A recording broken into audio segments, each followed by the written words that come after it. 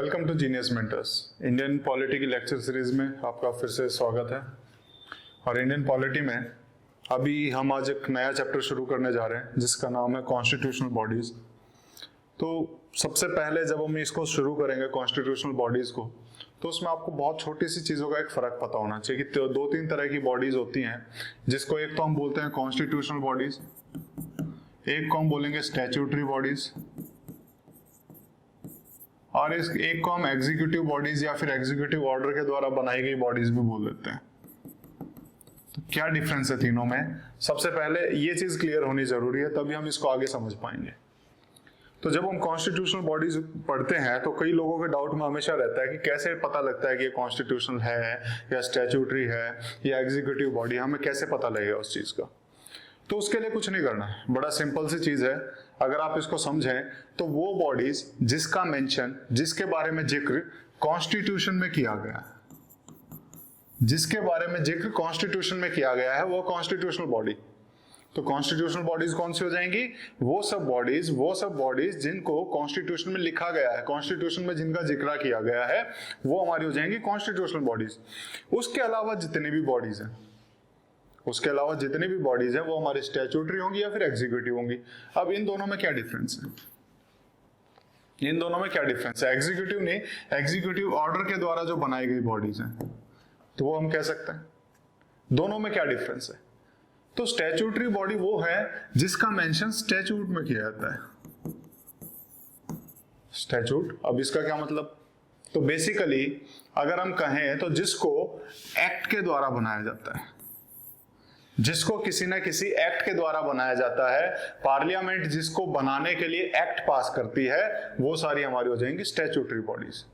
तो constitutional bodies जिसका जिक्र आपको कॉन्स्टिट्यूशन में मिलेगा, स्टैट्यूटरी बॉडीज वो सारी बॉडीज जिसको एक्ट के द्वारा, किसी एक्ट के द्वारा, कौन पास करेगा? पार्लियामेंट किसी एक्ट के द्वारा जिन बॉडीज को बनाती है, वो सारी हमारी हो जाती है स्टैट्यूटरी बॉडीज। पहचानने का क्या तरीका है? तो पहचानने का बड़ा सिंपल तरीका है, जहां पे भी लिख दिया जाए कि इस एक्ट के द्वारा इसको बनाया गया है, तो स्टैट्यूटरी बॉडीज है। उसके अलावा एग्जीक्यूटिव बॉडीज या फिर एग्जीक्यूटिव ऑर्डर के द्वारा बनाई गई बॉडीज वो सारी बॉडीज होती हैं जो इन दोनों के अलावा बच गई, जिनको कोई भी मिनिस्ट्री या कोई भी एक ऑर्डर के द्वारा बना देता है। उनको कुछ नहीं करना होता, बोले हाँ इसके लिए एक नई हम डिपार्टमेंट बना देते हैं, और वो डिपार्टमेंट उन्होंने बना दिया। उसके लिए ना तो उन्होंने पार्लियामेंट से एक्ट बनवाया है, ना कॉन्स्टिट्यूशन में उसका जिक्र करवाया है, वो सारी हमारी हो जाएंगी एग्जीक्यूटिव बॉडीज। जब हम नॉन कॉन्स्टिट्यूशनल पढ़ेंगे तो उसमें हम पढ़ेंगे कई सारी बॉडीज ऐसी भी हैं जिनको हमने एग्जीक्यूटिव ऑर्डर के द्वारा बनाया, जो बाद में हमने स्टैट्यूटरी बनाई थी, यानी उनका एक्ट बाद में लेके आए। क्लियर है? इन तीनों में ये बेसिक डिफरेंस आपको पता होना चाहिए, तभी हम आगे इसको समझ पाएंगे। तो तीनों को समझ में आया। कॉन्स्टिट्यूशनल बॉडीज क्या है? जिनका जिक्र कॉन्स्टिट्यूशन में मिलता है। स्टैट्यूटरी जिनको पार्लियामेंट के एक्ट के द्वारा बनाया गया है, और ये सारी वो बॉडीज हैं जिनको एग्जीक्यूटिव बस एक ऑर्डर पास करके, गजेट पास करके इसको बना देते हैं। क्लियर है? इतनी चीज इसके बारे में पता होनी चाहिए। अब जब हम कॉन्स्टिट्यूशनल बॉडीज पढ़ते हैं, बहुत सारी हैं, लेकिन अभी आज के लेक्चर में हम 3-4 मेन जो हैं उनको करने की कोशिश करेंगे। तो सबसे पहले एक ये 3-4 बॉडीज हैं, कौन कौन सी? सुप्रीम कोर्ट, कैग, यूपीएससी और इलेक्शन कमीशन। इन्हें बोला जाता है बुलवार्क ऑफ डेमोक्रेटिक सिस्टम, जो हमारे डेमोक्रेसी को बचाए हुए हैं, डेमोक्रेसी के पिलर्स हम जिसे कह सकते हैं। कौन कौन सी बॉडीज हैं? Supreme court, controller and auditor general of India, UPSC and election commission. ये हैं जो बेसिकली हम कह सकते हैं कि हमारे बुलवार्क ऑफ डेमोक्रेटिक सिस्टम जिसे जो कही जाती है। तो यही बॉडीज अगर हम देखें तो आज हम इन्हीं के ऊपर फोकस रखेंगे। इनमें से भी अगर आप देखेंगे तो सुप्रीम कोर्ट को हम पढ़ चुके हैं, सुप्रीम कोर्ट को हम बहुत डिटेल में पढ़ चुके हैं, तो सुप्रीम कोर्ट का हम जिक्र करेंगे नहीं। तो हम किस किस का जिक्र करेंगे आज के लेक्चर में? हम उसके अलावा controller and auditor general of India को पढ़ने वाले हैं, यूपीएससी, और यूपीएससी के साथ साथ हम एसपीएससी भी पढ़ेंगे, और उसी के साथ साथ हम जेपीएससी भी पढ़ेंगे, union public service commission, state public service commission and joint public service commission. अब ध्यान रखना, मैं पढ़ा तो कॉन्स्टिट्यूशनल बॉडीज रहा हूं, लेकिन ज्वाइंट पब्लिक सर्विस कमीशन जो है कॉन्स्टिट्यूशनल बॉडी नहीं है, क्योंकि इसको कॉन्स्टिट्यूशन में नहीं लिखा हुआ, इसको अलग से बनाया गया है। क्लियर है? हमारी कॉन्स्टिट्यूशनल बॉडीज कौन कौन सी है? कैग है, यूपीएससी है, स्टेट पब्लिक सर्विस कमीशन है, और इलेक्शन कमीशन ऑफ इंडिया है। JPSC is not a constitutional body, इसको कॉन्स्टिट्यूशन में नहीं लिखा है। क्लियर है? इतनी चीजें आपको क्लियर रखनी है, तो उन्हीं के हिसाब से हम पढ़ना शुरू करते हैं। मेरा इसमें पढ़ाने का थोड़ा सा तरीका थोड़ा अलग रहेगा, मैं इनको अलग अलग ना लेके एक साथ ही इनको पढ़ाऊंगा। इन चारों का हम कंपेयर करते हुए चलेंगे कि इसमें क्या होता है, या फिर कैग में क्या होगा, यूपीएससी में क्या होगा, इसमें क्या होगा, ये हम एक एक करके सबको कंपेयर करते हुए चलेंगे। उनको कंपेयर करने से पहले इनके बारे में बेसिक जानकारी आपको होनी बहुत जरूरी है। तो सबसे पहले हमने उसी हिसाब से इसके फंक्शंस उठाए हुए हैं, पावर्स और फंक्शंस उठाए हुए हैं, ताकि इसके बारे में आपको जानकारी मिल जाए, ताकि इन सब बॉडीज के बारे में आपको जानकारी मिल जाए। तो सबसे पहले अगर हम देखेंगे तो इलेक्शन कमीशन ऑफ इंडिया देखते हैं।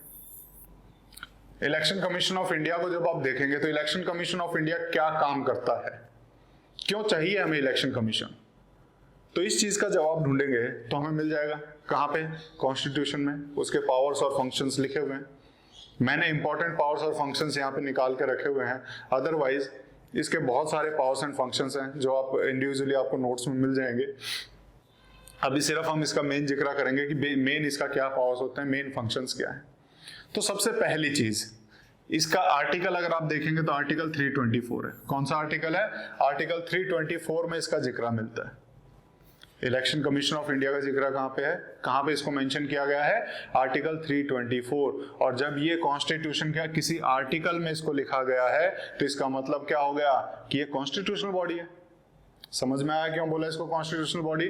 क्योंकि कॉन्स्टिट्यूशन में कहीं ना कहीं इसको लिखा है। कहां लिखा है? आर्टिकल 324 में। क्लियर है? इतनी चीजें पता होनी चाहिए।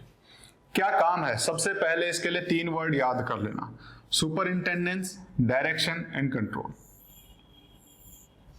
सुपरिंटेंडेंस, देन उसके बाद हम क्या बोलेंगे? Direction and control. Superintendence, direction and control. Election process के ऊपर सुपरिंटेंडेंस, सुपरवाइजरी जो ड्यूटीज होती हैं, ठीक है, उसको सारी देख रेख कौन करेगा? Election commission of India. Election की प्रोसेस को डायरेक्ट कौन करता है, निर्देश कौन देता है? Election commission of India. और पूरे इलेक्शन प्रोसेस को कंट्रोल कौन करता है? Election commission of India. Clear है? तो 3 इसके मेजर फंक्शंस ये याद रखना जो इसके आर्टिकल 324 में लिखे हुए हैं। क्या लिखे हुए हैं? Superintendence, direction and control over the election process. Over the election process. किसके इलेक्शन प्रोसेस? किसका इलेक्शन कराता है? Election commission of India. अगर आपसे पूछ लिया जाए कि इलेक्शन कमीशन ऑफ इंडिया किसका इलेक्शन कराता है, तो किसका कराता है? तो ये ऑलरेडी मैं आपको बता चुका हूं, जब हम पंचायती राज इंस्टीट्यूशन कर रहे थे तब मैंने थोड़ा सा हिंट दिया था इसके बारे में कि ये सिर्फ और सिर्फ आपको 4 जगह पे आपको दिखाई देगा। कहां कहां पे? पार्लियामेंट, पार्लियामेंट, पार्लियामेंट में आपके दोनों आ गए, legislative assembly, sorry Lok Sabha and Rajya Sabha. Parliament में आपके दोनों हाउसेज आ गए, Lok Sabha and Rajya Sabha. State legislative assembly, और यहां पे अगर मैं कहूं तो स्टेट लेजिस्लेचर, तो स्टेट लेजिस्लेचर में क्या आ जाएगा? लेजिस्लेटिव असेंबली, लेजिस्लेटिव काउंसिल, दोनों आ जाएंगे। तो दोनों ऊपर के हाउसेज और दोनों स्टेट के हाउसेज दोनों हो गए। उसके अलावा president and vice president, president and vice president. तो कभी इसमें डाउट मत रखना कि इलेक्शन कमीशन ऑफ इंडिया किस किस के इलेक्शन कराता है। कई बार उलझाने के लिए पूछ लिया जाता है क्वेश्चन कि इलेक्शन कमीशन ऑफ इंडिया हमारे पंचायती राज के इलेक्शन कराता है, लेकिन कहीं नहीं लिखा हुआ वो पंचायती राज के या लोकल बॉडीज के कराता है। तो लोकल बॉडीज के इलेक्शन कराने के लिए हमें एक अलग से इंस्टीट्यूशन बनाना पड़ा। कौन सा बनाना पड़ा? State election commission. तो स्टेट इलेक्शन कमीशन इनमें से किसी का नहीं देखता, स्टेट इलेक्शन कमीशन सिर्फ और सिर्फ लोकल बॉडीज के लिए हमने बनाया है। तो यहाँ पे अगर हम देखें तो ये election commission of India local bodies के इलेक्शन नहीं कराता है। तो सिर्फ किसके कराता है? सिर्फ कराएगा पार्लियामेंट के, स्टेट लेजिस्लेचर के, प्रेसिडेंट के एंड वाइस प्रेसिडेंट के। और इन सब के इलेक्शन के ऊपर सुपरिंटेंडेंस, डायरेक्शन और कंट्रोल किसका रहेगा? इलेक्शन कमीशन ऑफ इंडिया के। कहां लिखी हुई ये सारी बातें? आर्टिकल 324 में। क्लियर है? और क्या काम है इसका? तो बेसिकली अगर हम देखें तो और इसका काम देखेंगे तो इलेक्टोरल रोल तैयार करता है। ठीक है, बहुत सारे काम है इसके। अगर देखने पे आएंगे एक एक करके हम इसको पढ़ने की कोशिश करेंगे तो बहुत सारे काम है। Electoral roll election commission of India देता है। उसके अलावा और मेजर क्या काम है? जितनी भी पार्टीज हैं उनको register election commission of India करता है। ठीक है, लिखते चले जाइए अगर आपको लिखना है साथ साथ में। ठीक है, तो अपने नोट्स भी अगर आप साथ बना सकते हैं, अदरवाइज नोट्स तो हम दे देंगे इसके फंक्शंस और पावर्स के साथ साथ, उसमें हम बता देंगे और क्या क्या काम है। इलेक्टोरल रोल हो गया, पॉलिटिकल पार्टीज को रजिस्ट्रेशन करना, पॉलिटिकल पार्टीज को सिंबल अलॉट करना। जो अगर हम देखते हैं जैसे बीजेपी का कुछ सिंबल है या किसी भी पार्टी का कोई सिंबल है, कौन अलॉट करता है, तो वो भी इन्हीं का ही काम है। और क्या काम होगा, कोई पार्टी नेशनल पार्टी है या नहीं है, स्टेट पार्टी है या नहीं है, वो उसके पास्ट परफॉर्मेंस के ऊपर देख के बताता है। कौन बताएगा, इलेक्शन कमीशन ऑफ इंडिया बताएगा कि ये नेशनल पार्टी है और ये स्टेट पार्टी है, उसके परफॉर्मेंस के ऊपर। इलेक्शन रिलेटेड कोई भी डिस्प्यूट है तो कौन, इलेक्शन कमीशन ऑफ इंडिया उसको सॉल्व करेगा। देन उसके बाद disqualification of members, election related अगर कोई डिस्क्वालिफिकेशन है किसी भी मेंबर की, तो उसके ऊपर एडवाइजरी पावर्स हैं इलेक्शन कमीशन ऑफ इंडिया की। प्रेसिडेंट को एडवाइस करती है, किसी भी अगर मेंबर को डिस्क्वालीफाई करना है on the basis of elections, कि इलेक्शंस में उन्होंने कुछ गड़बड़ी करी है या फिर अपनी क्वालिफिकेशन उन्होंने गलत बताई है, इस तरह का अगर कोई भी दिक्कत आती है तो उस केस में election commission of India president को करेगा, एडवाइस करेगा कि इसको डिस्क्वालीफाई करें। इसी केस में अगर स्टेट लेजिस्लेचर से रिलेटेड किसी के मेंबर की अगर डिस्क्वालिफिकेशन के बारे में अगर उसको एडवाइस करनी है तो यहाँ पे वो गवर्नर को भी एडवाइस करेंगे। क्लियर, ये मैंने कॉमन सी इसकी बातें बता दी, क्या क्या इसके पावर्स हैं जो बहुत कॉमन सी हैं। तो इतना आपको पता होना चाहिए कि इसका क्या काम होता है, कॉमन सेंस से भी आप उसको बता सकते हैं, कोई ज्यादा उसमें बड़ी बात है नहीं। तो इसको आप लिख भी सकते हैं, अदरवाइज नोट्स में आपको मिल जाएंगे ये सारे। देन उसके बाद अगर हम देखें तो इसकी पावर या फिर पे वो इक्वल होती है किसके, सुप्रीम कोर्ट जज के। पावर या फिर पे सुप्रीम कोर्ट जज के इक्वल होती है। अब ये जो बॉडी है इलेक्शन कमीशन ऑफ इंडिया, इसको हम कह सकते हैं इसके पास पावर होती है सिविल कोर्ट्स की। सिविल कोर्ट्स की सारी पावर इसके पास होती है, समन कर सकता है, किसी को बुला सकता है, वो सारी पावर इसके पास है। क्लियर है, इतनी चीजें इसके बारे में पता होनी चाहिए। अब इसमें इलेक्शन कमीशन ऑफ इंडिया अपने आप तो काम करेगा नहीं, स्टेट में भी इसको कोई चाहिए अपना रिप्रेजेंटेटिव, डिस्ट्रिक्ट में भी कोई चाहिए। तो उसी में अगर हम देखें तो स्टेट में कौन होता है, चीफ इलेक्टोरल ऑफिसर एक अपॉइंट किया जाता है। चीफ इलेक्टोरल ऑफिसर एक अपॉइंट किया जाता है कहां पे, स्टेट में। और वहीं पे डिस्ट्रिक्ट में कौन अपॉइंट किया जाता है, डिस्ट्रिक्ट रिटर्निंग ऑफिसर। और ये कौन होता है, ये जनरली आपका डिप्टी कमिश्नर जो आपका किसी भी सिटी का होगा, वो इसका डिस्ट्रिक्ट रिटर्निंग ऑफिसर होता है। तो इनकी मदद से पूरा सिस्टम हमारा इलेक्शन का चलता है। तो ये थी बात हमारे इलेक्शन कमीशन ऑफ इंडिया की, कहां लिखा हुआ है, आर्टिकल 324 में। इसकी बाकी सारी बातें थोड़ी देर बाद करेंगे जब हम इनको कंपेयर करते हुए चलेंगे। ठीक है, अब थोड़ा सा हम कैग के बारे में जान लेते हैं। कैग क्या है, कैग का पूरा नाम क्या है, तो कंट्रोलर, मैं कंट्रोलर नहीं बोल रहा हूं, ठीक है, COMPT होता है कंट्रोलर, ठीक है, कंट्रोलर ना बोले इसे, controller and auditor general of India, and auditor general of India, ये होता है कैग। और क्या है, इसी को हम बोलते हैं गार्जियन ऑफ पब्लिक पर्स।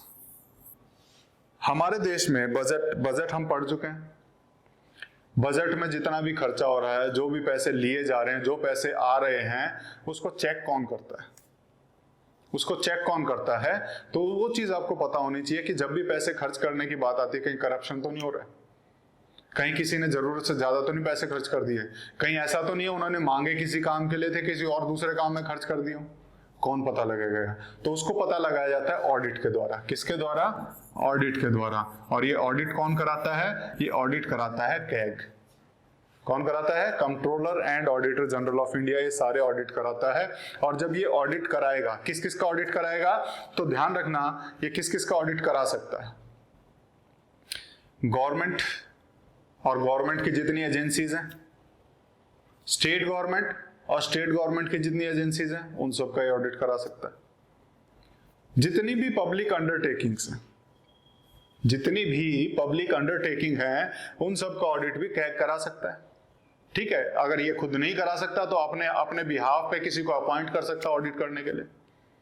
ये किसका नहीं कर सकता है, वो इंपॉर्टेंट है, किसका नहीं कर सकता है, जो अपने आप में हम कह सकते हैं कि एक रेटिंग एजेंसी है, अपने आप में एक सुप्रीम एजेंसी है, उनका ये जनरली नहीं करता है। जैसे फॉर एग्जांपल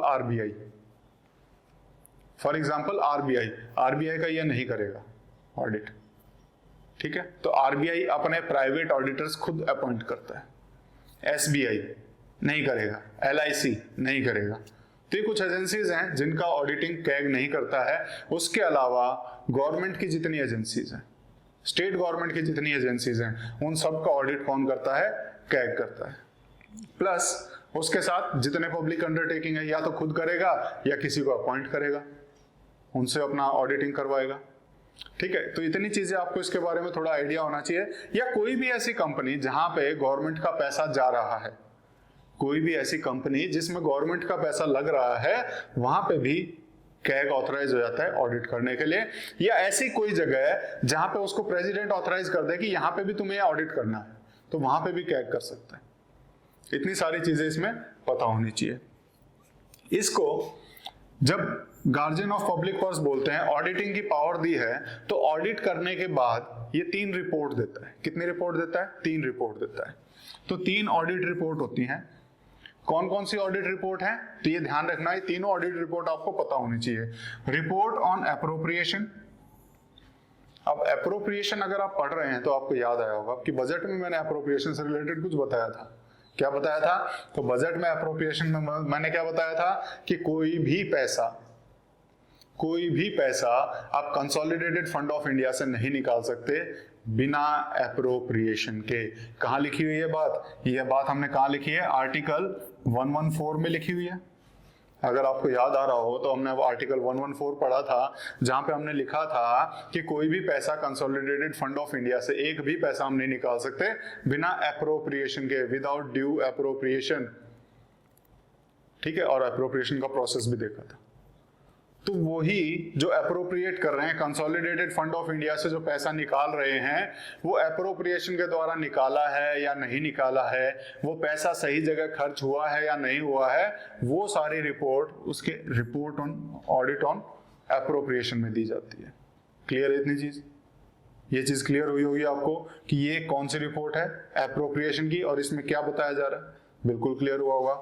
नेक्स्ट रिपोर्ट है इसकी फाइनेंस अकाउंट्स की। नेक्स्ट रिपोर्ट है फाइनेंस अकाउंट्स की। इसमें क्या बताता है? जितना भी इनकम हो रहा है और उसके मुकाबले कितना खर्चा हो रहा है, तो दोनों का एक कंपैरेटिव स्टेटमेंट। और कहां से इनकम हो रहा है उसका कहीं पे वो ज्यादा इधर उधर तो नहीं हो रहा है, खर्चा कहीं जो ऑथराइज किया गया है उसके अलावा इधर उधर दाएं बाएं तो नहीं कर दिया है। तो वो सारा रिपोर्ट हमारा फाइनेंस एंड अकाउंट में आता है। और उसके बाद एक लास्ट रिपोर्ट इसका होता है, बेसिकली लास्ट रिपोर्ट होती है पब्लिक अंडरटेकिंग्स कि जितनी भी पब्लिक अंडरटेकिंग है, जितनी भी गवर्नमेंट की पब्लिक अंडरटेकिंग्स हैं, उनके ऊपर उनकी ऑडिटिंग करता है और उनकी भी देखता है कि इनका जो फाइनेंस है, इनका अकाउंट्स है, वो ढंग से चल रहा है कि नहीं चल रहा। क्लियर है? अब इसमें ध्यान रखना कि ये जो शुरू की जो पहली 2 रिपोर्ट हैं, एप्रोप्रिएशन और फाइनेंस अकाउंट, इन दोनों रिपोर्ट को जब ये अपनी रिपोर्ट देता है तो किसको देगा? अपनी रिपोर्ट ये फाइनली देगा प्रेसिडेंट को। अब इसमें एक चीज हमेशा ध्यान रखना, जितने भी ये कॉन्स्टिट्यूशनल बॉडीज हैं, अगर इनमें से कोई भी रिपोर्ट बना रहा है तो इनको अपॉइंट कौन कर रहा है? प्रेसिडेंट अपॉइंट कर रहा है। तो रिपोर्ट ये किसको देंगे? लॉजिक के साथ अगर आप सोचें कि आपको कोई अपॉइंट करेगा तो आप किसके प्रति रिस्पॉन्सिबल होगे? जो आपको अपॉइंट कर रहा है ना? तो आपको अपॉइंट करने वाले के प्रति रिस्पॉन्सिबल हो, तो आप रिपोर्ट किसे करोगे? जिसने आपको अपॉइंट किया है। तो यहाँ पे जब ये प्रेसिडेंट इन सबको अपॉइंट कर रहा है तो ये रिपोर्ट किसे देंगे? ये सभी अपनी रिपोर्ट देते हैं प्रेसिडेंट को, तो ये भी अपनी रिपोर्ट किसे देगा? प्रेसिडेंट को देगा। क्लियर है? इस चीज का हम ऑलरेडी जब बजट कर रहे थे तब पढ़ चुके हैं। एक बार फिर से इसको देख लेते हैं कि कैग ने रिपोर्ट बनाई। कौन कौन सी? ये 3 रिपोर्ट बनाई। अब इन्होंने रिपोर्ट बना के क्या किया? कैग ने रिपोर्ट बनाई और रिपोर्ट बना के किसको देगा? प्रेसिडेंट को देगा। और प्रेसिडेंट इस रिपोर्ट को कहां रखवाएगा? अगर पार्लियामेंट से रिलेटेड है तो पार्लियामेंट में, अगर वो स्टेट लेजिस्लेचर से रिलेटेड है तो वो किसको? तो वो रिपोर्ट कहां देगा? तो कैग जो है उस रिपोर्ट को किसको देगा? गवर्नर को देगा। अगर कोई स्टेट से रिलेटेड है कोई रिपोर्ट, स्टेट गवर्नमेंट की जो रिपोर्ट होती है, वो किसको देगा? वो रिपोर्ट ये गवर्नर को देगा। और गवर्नर किसको देगा? फिर स्टेट लेजिस्लेचर में उसको पहुंचवाएगा रिपोर्ट को। क्लियर है? इतनी चीजें क्लियर होनी चाहिए कि कैग की रिपोर्ट है जो यूनियन से रिलेटेड है वो प्रेसिडेंट को जाएगी, स्टेट से रिलेटेड है वो गवर्नर को जाएगी। प्रेसिडेंट क्या करेगा रिपोर्ट को, उस रिपोर्ट को पार्लियामेंट में रखवाएगा, और गवर्नर क्या करेगा, उस रिपोर्ट को कहां रखवाएगा, स्टेट लेजिस्लेचर में। अब जब पार्लियामेंट के पास ये रिपोर्ट पहुंच गई है, हम इस हिस्से को देखते हैं, जब ये पार्लियामेंट के पास रिपोर्ट पहुंच गई है तो क्या होगा, पार्लियामेंट उस रिपोर्ट को स्टडी करने के लिए देगी किसको, पब्लिक अकाउंट्स कमेटी को, पीएसी को। इसके बारे में हम ऑलरेडी चर्चा कर चुके हैं। ये कैग की रिपोर्ट को किसको देंगे, पीएसी को। कौन सी रिपोर्ट को, शुरू वाली 2 रिपोर्ट को। कौन कौन सी, एक तो एप्रोप्रिएशन वाली प्लस फाइनेंस एंड अकाउंट्स वाली, फाइनेंस अकाउंट वाली। तीसरी रिपोर्ट जो बची है वो पार्लियामेंट देती है कमेटी ऑन पब्लिक अंडरटेकिंग्स को। वो क्या थी, रिपोर्ट ऑन पब्लिक अंडरटेकिंग थी, तो वो जाती है कोपू के पास, कमेटी ऑन पब्लिक अंडरटेकिंग के पास। बाकी 2 रिपोर्ट जाती है पीएसी के पास। क्लियर है। अब पीएसी को भी जो कैग जो रिपोर्ट बनाता है, ये बेसिकली बहुत ही टेक्निकल रिपोर्ट होती है। इसको स्टडी कर पाना इतना आसान नहीं है, इसको स्टडी कर पाना इतना आसान नहीं है कि इसने बनाया और सबने स्टडी कर लिया। इसको स्टडी करने के लिए भी एक्सपर्ट की जरूरत होती है। तब इनको भी समझ में नहीं आएगा कि ये क्या लिखा है क्या नहीं लिखा है। तो ये क्या करेंगे, जब पीएसी इसको स्टडी करता है, जब पीएसी इन रिपोर्ट्स को स्टडी करता है तो पीएसी कैग को अपने पास बुला लेता है और बोलता है हमारी हेल्प करो इसको रिपोर्ट को स्टडी करने में। क्या करेगा, कैग को बुलाएगा पीएसी कि हमारी हेल्प करो रिपोर्ट को स्टडी करने में। अब पीएसी उस रिपोर्ट की स्टडी करेगा और स्टडी करने के बाद जो उसकी फाइंडिंग्स होती हैं, उन फाइंडिंग्स की एक समरी बनाएगा और वो समरी फिर पार्लियामेंट में प्रस्तुत की जाती है, पार्लियामेंट में प्रोड्यूस की जाती है और फिर पार्लियामेंट उन समरी रिपोर्ट्स के ऊपर चर्चा करते हैं। इतनी चीजें क्लियर हैं। इसीलिए अगर आपने देखा कि कैग रिपोर्ट तो बना ही रहा है, साथ में पीएसी को उनको पढ़ने में हेल्प भी कर रहा है। इसीलिए क्या बोला जाता है, इसीलिए बोला जाता है CAG is the friend, guide and philosopher of PAC. CAG क्या है, कैग क्या है, गाइड भी है, फ्रेंड भी है और फिलोसोफर भी है। उसको फ्रेंड की तरह उसको समझाता भी है, उसको गाइड भी करता है, फिलोसोफर भी है। किसका, पीएसी का। ठीक है, इतनी चीजें इसमें ध्यान रखना। अब ऑडिटिंग तो ये करता ही है सब चीजों की, ये भी हमने देख लिया। Guardian of public person. अब इसमें ना कुछ हम वो देखते हैं, एक एनोमली से देखते हैं, हम देखते हैं कि इसमें थोड़ी सी दिक्कत रहती है। क्या दिक्कत रहती है, अगर आप इसको समझने की कोशिश करें, कैग का क्या काम है। अगर इसके नाम के हिसाब से अगर हम देखें तो हमने इसको बोला है controller and auditor general.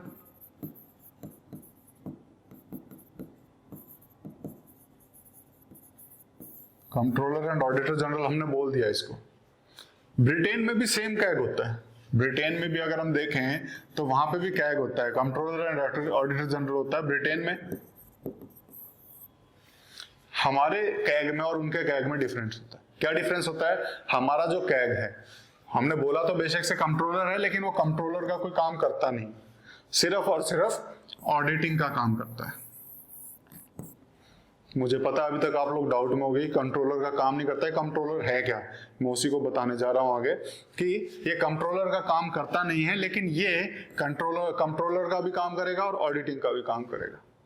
Controller क्या होता है, कंट्रोलर होता है जब आप पैसे निकालने जाओ तो परमिशन आपसे मांगी जाए, यानी कि सिर्फ पैसे निकालने के बाद ऑडिटिंग करना काम नहीं है, पैसे निकालने के लिए भी जब आपकी परमिशन की जरूरत पड़ रही है, उस काम को बोलते हैं हम कंट्रोलर। उस पोस्ट को बोलेंगे हम कंट्रोलर, जो उसको बेसिकली अगर हम कहें कि पैसे निकालने के लिए भी इसकी परमिशन जरूरत पड़े तो हम बोलेंगे कंट्रोलर भी हो जाएगा उस टाइम पे। और हमारे इंडिया में जो कैग होता है, पैसे निकालने के लिए जरूरत नहीं पड़ती। पैसे निकालने के लिए किसकी जरूरत पड़ेगी, पार्लियामेंट की। कैसे, आर्टिकल 114 से एप्रोप्रिएशन करके पैसे निकालो, काम खत्म, आपको वहां कैग की जरूरत नहीं। लेकिन ब्रिटेन में क्या होता है, ब्रिटेन में ये एक्चुअल में कंट्रोलर का काम करता है कि ब्रिटेन की पार्लियामेंट को पैसे चाहिए, पैसे निकालेगी, लेकिन निकालने के लिए जब ये चेक बनाएगी उस चेक के ऊपर कैग के भी साइन होंगे। बिना कैग के साइन किए हुए उनके कंसोलिडेटेड फंड से पैसे नहीं निकाल सकते। ये डिफरेंस है हमारा इंडिया और ब्रिटेन के कैग में। तो आपको कंट्रोलर का मतलब समझ में आया होगा कि क्या होता है। अब हमारी थोड़ी सी प्रॉब्लम डिस्कस करते हैं कि हमसे इससे रिलेटेड क्या प्रॉब्लम है क्या एक्चुअल में। कैग को हमने क्या बोला, कंट्रोलर का काम तो कर नहीं रहा लेकिन ऑडिटिंग का काम कर रहा है। ठीक है भाई, ऑडिटिंग का काम करवा लो इससे। लेकिन ये ऑडिटिंग कब करता है? ये ऑडिटिंग तब करता है जब सारा काम खत्म हो चुका होता है। यानी इसको हम कह सकते हैं एक तरह से ये क्या कर रहा है, पोस्टमार्टम कर रहा है। पोस्टमार्टम करता है यानी कि सारा काम हो चुका है, गड़बड़ जो होनी थी हो चुकी है। अब गड़बड़ होने के बाद उसको चेक करता है कि क्या गड़बड़ हुई है। मान लो बाय चांस कि यहाँ पे एक कंपनी है, कोई भी पब्लिक अंडरटेकिंग है, गवर्नमेंट की कोई एजेंसी है, कैग इसको देख रहा है कि ये खर्चा कर रहा है और इसको ये पता है कि ये करप्शन भी कर रहा है। इसको ये पता है कि ये करप्शन भी कर रहा है, ये देखते हुए भी उसे नहीं रोक सकता। ये देखते हुए भी नहीं रोक सकता है, बोलेगा हाँ भाई कर लो, तुम कर रहे हो, लेकिन मेरा नंबर आएगा तब मैं बताऊंगा। इसका नंबर कब आएगा? जब करप्शन हो चुका होता है, जब पैसे खर्च किए जा चुके होते हैं। उसके बाद ये कैग जाएगा और उसके बाद ऑडिटिंग करेगा और उसके बाद बोलेगा तुमने इस काम के लिए पैसे लिए थे, यहाँ खर्च नहीं किए, यहाँ किए हैं, क्यों किए? ठीक है, वो बस रिपोर्ट बनाएगा। क्लियर है इतनी चीजें? ये आपको इतनी चीजें इसमें क्लियर होनी चाहिए कि ये पोस्टमार्टम का काम करता है। पहले ऑडिटिंग नहीं करता है, बीच में ऑडिटिंग नहीं करता है, जब खर्चा पूरा हो चुका होता है उसके बाद इसको ऑडिटिंग का काम दिया जाता है, उसके बाद ही ऑडिटिंग करता है। क्लियर है? इतनी चीजें आपको इसके बारे में क्लियर होनी चाहिए। ये हमारा कैग हो गया। तो कैग के बारे में आपको समझ में आया होगा। कैग, अब हम इसको बोल रहे हैं कॉन्स्टिट्यूशनल बॉडी है। और कहाँ लिखा हुआ है? बहुत सारे आर्टिकल इसके नाम किए हुए हैं, 148 से लेके 151 तक।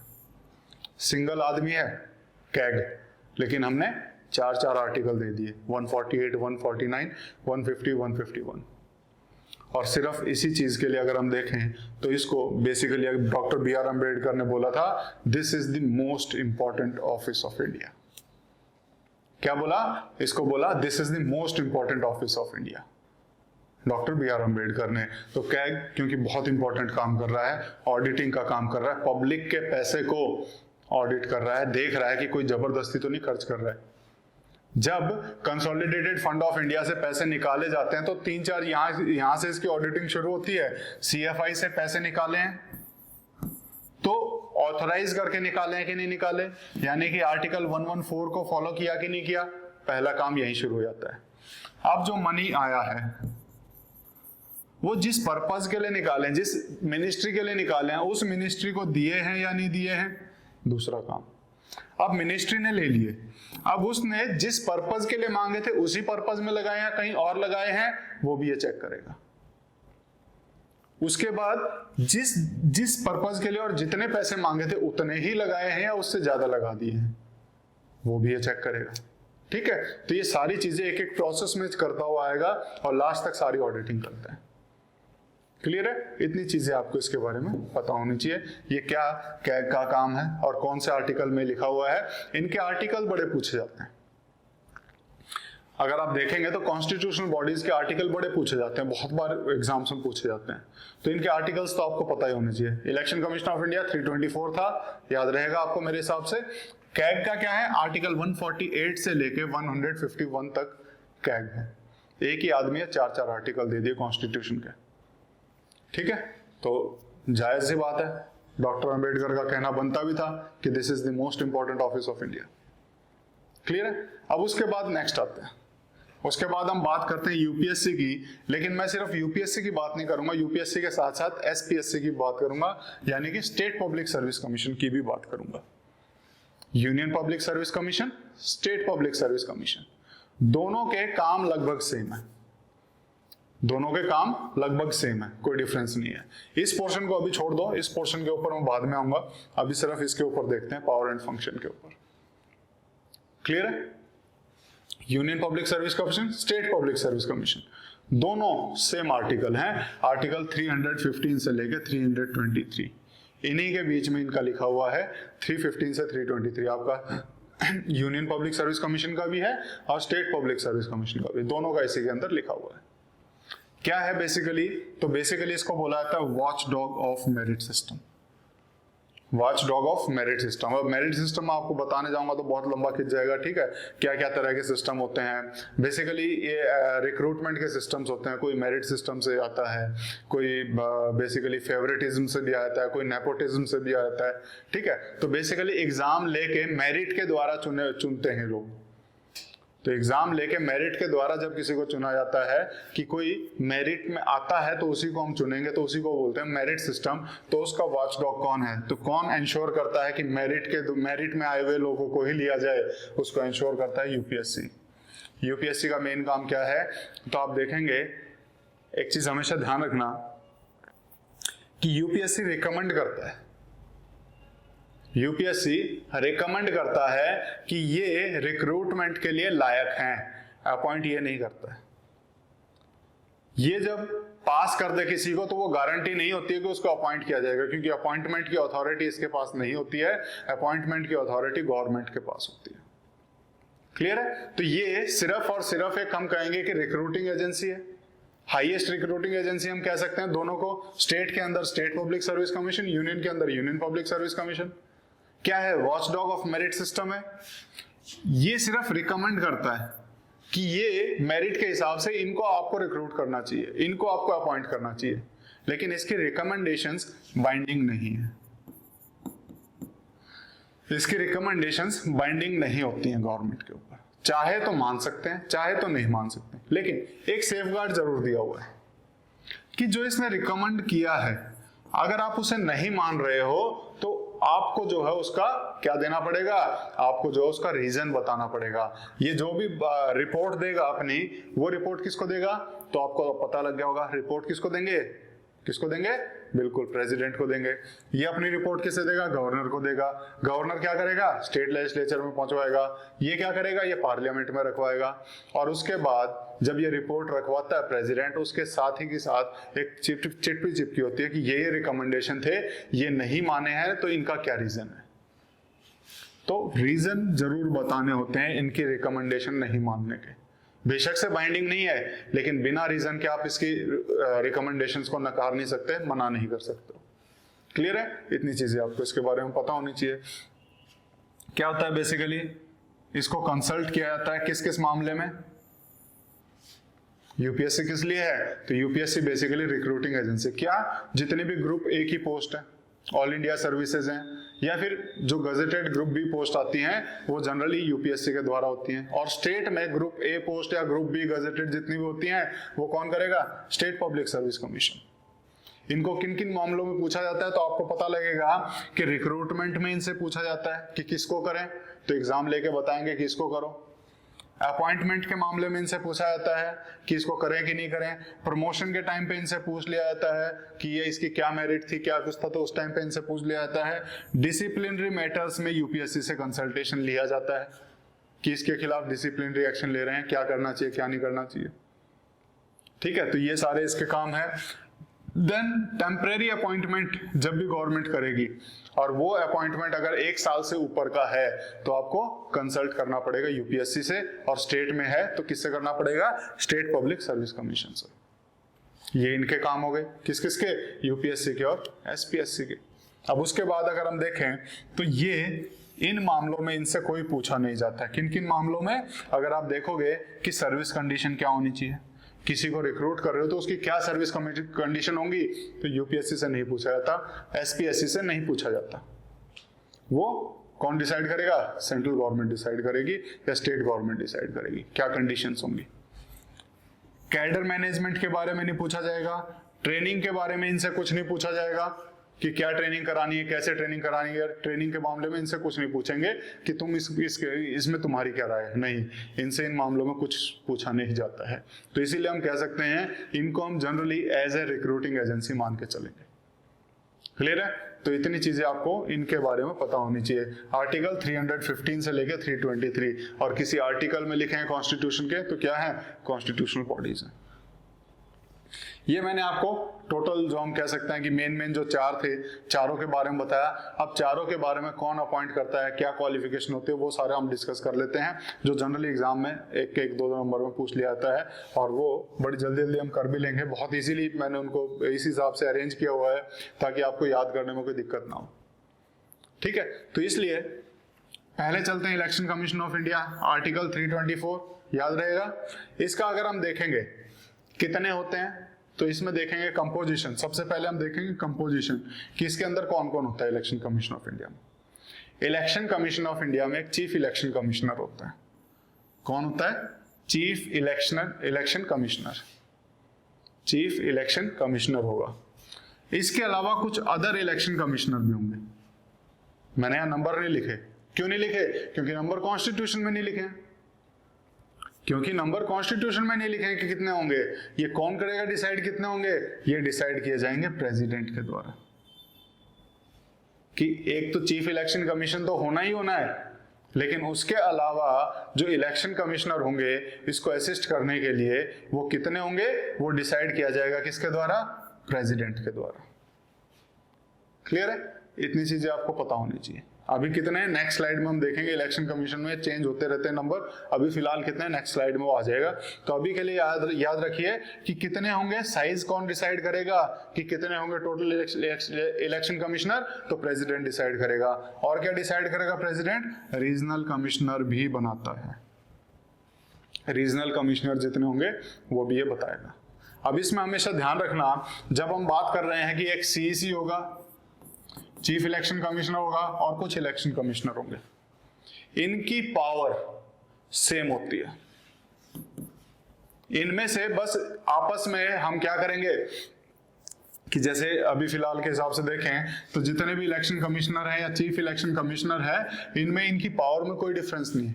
बस उनमें से एक हमने हेड बना दिया कि तुम में से जो है एक, ये इसको हम चेयरमैन बना रहे हैं तुम्हारा आपस में सबका, और बाकी तुम सब बराबर हो। सारे इलेक्शन कमिश्नर बराबर होते हैं, बस एक को उसका हेड बना देते हैं। उसकी पावर उनसे ज्यादा नहीं हो जाती है, पावर उसकी भी बराबर ही रहेगी। तो जितने भी इलेक्शन कमिश्नर होंगे और जितने भी चीफ इलेक्शन कमिश्नर, इन सब की पावर बराबर होती है, पे बराबर होती है, पावर बराबर होती है। तो उसमें कोई डिफरेंस नहीं आएगा। इतना चीजें ध्यान रखना। इसमें रीजनल कमिश्नर की बात नहीं कर रहा हूं मैं, सिर्फ इलेक्शन कमिश्नर और चीफ इलेक्शन कमिश्नर की बात कर रहा हूं। ठीक है, इतनी चीजें पता रहेंगी। कैग की कंपोजिशन देखें कितने मेंबर हो सकते हैं, तो कैग तो सिर्फ एक ही है, इसमें और कोई मेंबर नहीं है। इसके नीचे बहुत सारे होते हैं, लेकिन कैग सिर्फ एक होता है। कैग सिर्फ सिंगल मेंबर बॉडी है। इसको असिस्ट करने के लिए बहुत सारे नीचे स्टाफ होते हैं, इसको पावर होती है अपने स्टाफ रखने की। क्लियर है? इतनी चीजें पता होनी चाहिए। यूपीएससी में कितने क्या होगा? एक चेयरमैन तो होना ही होना है, चेयरमैन तो होगा ही होगा, लेकिन बाकी मेंबर भी होंगे। और अदर मेंबर लिखे हैं, यानी साइज नहीं पता हमें कि कितने मेंबर होने हैं। तो साइज कौन डिसाइड करेगा? तो हमेशा ध्यान रखना, साइज कौन डिसाइड करेगा? जो इनको अपॉइंट करने वाला है। कौन अपॉइंट कर रहा है? प्रेसिडेंट। तो वही बताएगा कि चेयरमैन हम आपको इतने मेंबर भी दे रहे हैं। कौन बताएगा? कौन बताएगा? प्रेसिडेंट बताएगा। क्लियर है? अब इसमें देख लेते हैं स्टेट पब्लिक सर्विस कमीशन।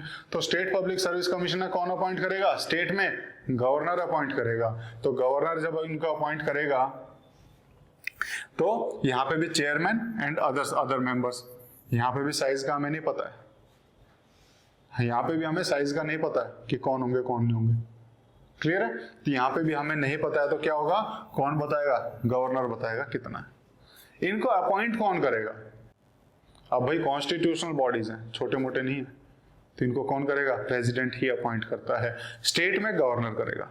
तो कुछ याद करने की जरूरत नहीं आपको यहाँ पे, बस ध्यान रखना है कॉन्स्टिट्यूशनल बॉडीज है दिमाग में, अच्छा प्रेसिडेंट ही करेगा और कौन करेगा? तो प्रेसिडेंट सबको करता है, सिर्फ स्टेट पब्लिक सर्विस कमीशन के जितने मेंबर होंगे या चेयरमैन होगा उसको गवर्नर करता है। क्लियर है? अब इसमें एक चीज हमेशा ध्यान रखना, कई जगह पे आप देखोगे ये वर्ड लिखे होता है president of India by A warrant under his hand and seal. यहां तो मैंने सीधा लिख दिया प्रेसिडेंट ऑफ इंडिया करेगा, यहां भी लिख दिया, यहां गवर्नर लिख दिया, लेकिन यहां मैंने कुछ अलग लिखा कि president bye A warrant under his hand and seal. क्या डिफरेंस है दोनों में? हालांकि एग्जाम में कोई नहीं पूछने वाला, लेकिन फिर भी जब कुछ लिखा है तो मतलब तो पता होना चाहिए। कुछ लिखा है तो मतलब पता होना चाहिए ना, इसका क्या मतलब है, इसका क्या मतलब है। तो दोनों में डिफरेंस क्या होता है कि जब इलेक्शन कमीशन ऑफ इंडिया के कमिश्नर को चुनने की बारी आती है तो अप्रूवल लिया जाता है प्रेसिडेंट से। प्रेसिडेंट फाइल पे साइन कर देगा कि हाँ इसको मैं अप्रूव करता हूँ, इसको इलेक्शन कमिश्नर ऑफ इंडिया बना दो। तो कोई भी सेक्रेटरी या कोई भी एक आदमी जिसको प्रेसिडेंट अपॉइंट करेगा वो एक लेटर निकालेगा और नीचे अपने साइन करेगा और वहां पे लिख देगा, क्या लिखेगा कि president is please to appoint you as a election commissioner, कि प्रेसिडेंट जो है आपको इलेक्शन कमिश्नर अपॉइंट करते हैं, और नीचे अपने साइन कर देगा और नीचे लिख देगा फॉर प्रेसिडेंट, कि प्रेसिडेंट की जगह पे मैं साइन कर रहा हूं। तो यहाँ पे प्रेसिडेंट जरूरी नहीं है खुद साइन करें, प्रेसिडेंट किसी को अपॉइंट कर सकता है अपनी जगह पे साइन करने के लिए। लेकिन जब हम ये लिखते हैं कि president of India by a warrant under his hand and seal, तो यहाँ पे इंपॉर्टेंट हो जाता है और यहाँ मैंडेटरी हो जाता है कि प्रेसिडेंट खुद अपना साइन करेगा और अपनी सील लगाएगा, जो एम्बलम होता है अपना एम्बलम लगाएगा और अपना ही लेटर पैड पे वो साइन करके देगा कि कैग हम आपको अपॉइंट कर रहे हैं। समझ में आया दोनों में क्या डिफरेंस है? इसमें किसी को अपॉइंट किया जा सकता है लेकिन अप्रूवल कौन देगा? प्रेसिडेंट ही देगा कि हम इसको अपॉइंट कर रहे हैं। तो प्रेसिडेंट हाँ बोलेगा तो उसके नाम पे कोई भी साइन कर सकता है। लेकिन यहाँ पे प्रेसिडेंट खुद साइन करता है और खुद साइन करके खुद का ठप्पा लगाता है, यानी खुद की स्टैंप भी लगाता है, खुद का एम्बलम भी लगाता है। क्लियर है? तो ये दोनों के बीच में डिफरेंस होता है कि यहाँ पे ये क्या है, ये क्या है, मतलब पता होना चाहिए आपको, बस ये एग्जाम में कोई नहीं पूछने वाला। इतनी चीजें क्लियर है। अब आगे चलते हैं। उसके बाद जब मैं इलेक्शन कमीशन ऑफ इंडिया के साइज की बात कर रहा था कि कितने मेंबर होंगे, ये चेंज होते रहे। जनरली अगर आप देखेंगे तो 1989 तक इलेक्शन कमीशन ऑफ इंडिया में सिर्फ सिंगल एक चीफ इलेक्शन कमिश्नर होता था। कौन होता था? सिर्फ एक सिंगल चीफ इलेक्शन कमिश्नर होता था। लेकिन 1989 में अगर आप देखोगे तो एक अमेंडमेंट एक्ट आया। कौन सा आया? 61st constitutional amendment act of 1989। बहुत इंपॉर्टेंट एक्ट है, एग्जाम में पूछा जाता है बहुत बार। क्या हुआ था इसमें? इस एक्ट में आपकी वोटर की जो एज है वो 21 साल से घटा के 18 साल कर दी। तो जब भी आपसे पूछा जाए क्या जब हम आजाद हुए थे तब से ही 18 साल से ऊपर वाले वोट डाल रहे हैं? नहीं, पहले वोटिंग की एज 21 साल होती थी, 21 ईयर होती थी, कि जो 21 ईयर हैं, 21 ईयर के हैं या उससे बड़े हैं वो ही सिर्फ वोट डाल सकते हैं। इस वोटिंग एज को रिड्यूस किया गया किस एक्ट से? इस वोटिंग एज को रिड्यूस किया गया 61st constitutional amendment act of 1989 से। कितनी कर दी? 21 से घटा के 18 कर दी। कितनी की है? 21 से घटा के 18 कर दी। अब जब 21 से घटा के अचानक 18 कर देंगे, इलेक्शन कमिश्नर एक है, इलेक्शन कमिश्नर का एक बड़ा रोल होता है इलेक्टोरल रोल बनाने में। इलेक्टोरल रोल यानी कि उन सभी वोटर्स के नाम इस रोल में लिखता है कि कौन कौन वोटर है। अब 21 से घटा के 18 की है, अचानक से बहुत सारी पॉपुलेशन के नाम ऐड करने हमने इलेक्टोरल रोल में, तो क्या अकेला बंदा कर पाएगा?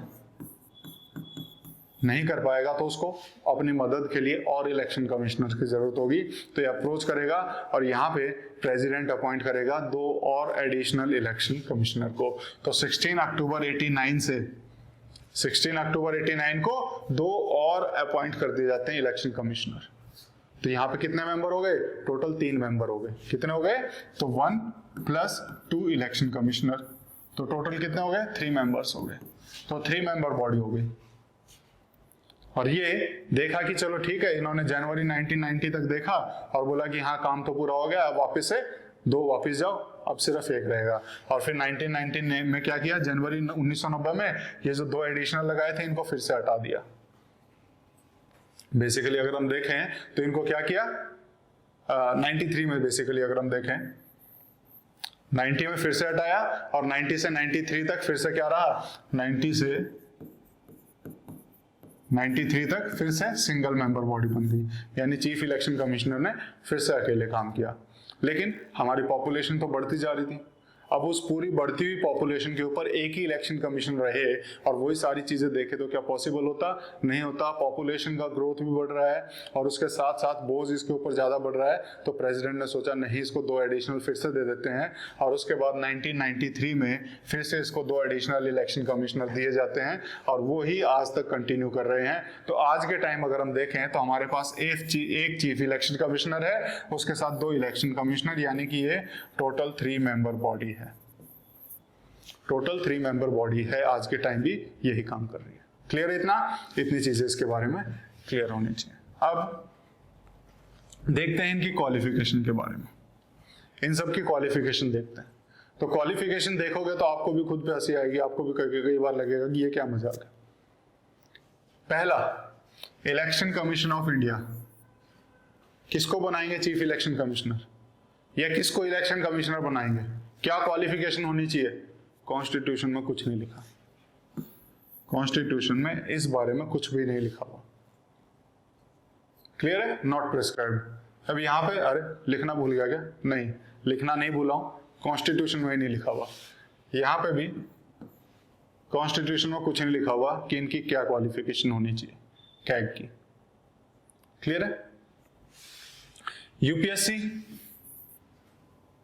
जो मेरिट सिस्टम से सबका रिक्रूटमेंट करता है, यूपीएससी का जो चेयरमैन होगा या उसके मेंबर होंगे, उनकी क्या क्वालिफिकेशन होनी चाहिए? या स्टेट पब्लिक सर्विस कमीशन, इनकी क्या क्वालिफिकेशन होनी चाहिए? तो अगर आप देखेंगे तो यहां पे भी क्वालिफिकेशन है नहीं, कोई क्वालिफिकेशन नहीं दी हुई है। लेकिन एक चीज जरूर दे दी यहां पे, यूपीएससी और एसपीएससी के मामले में क्या चीज दे दी कि उसके जो जितना भी अगर इसका साइज हो, चाहे 8 है, 10 है, 15 है, साइज कौन डिसाइड कर रहा है? प्रेसिडेंट, कि कितने भी मेंबर हो सकते हैं। लेकिन जितने भी होंगे उनमें से हाफ यानी कि 50%, उनमें से हाफ क्या होंगे? उनमें से हाफ की कुछ ना कुछ क्वालिफिकेशन होनी चाहिए। क्या होनी चाहिए? वो है कि वो गवर्नमेंट ऑफ इंडिया या स्टेट गवर्नमेंट के अंदर 10 साल उन्होंने काम किया हो, बस इतनी सी है क्वालिफिकेशन। किसकी? सिर्फ हाफ मेंबर्स की।